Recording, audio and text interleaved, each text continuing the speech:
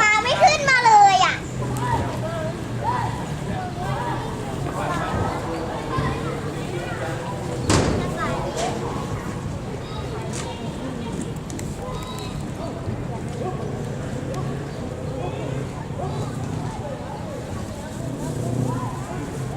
กองตกน้ำนะพี่ช่วยนะ ปีก่อนฟ้าไปอ่ะตลกมากเลยอ่ะ เกือบชนจะฝั่งนะฝั่ง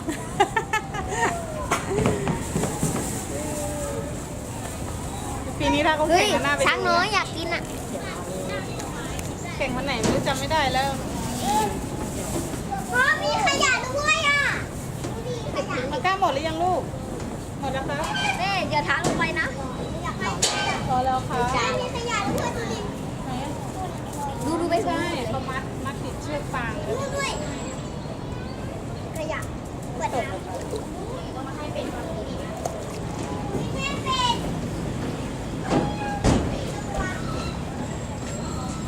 เป็ดมาเพียบเลยไม่มีปลา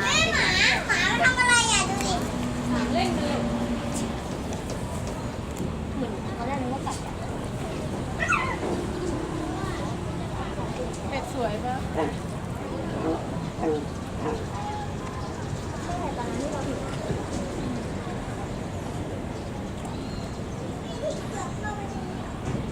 ไอ้ลูกเป็ดอะพ่อเห็นยังสีเหลืองนั่นนะเห็นไหม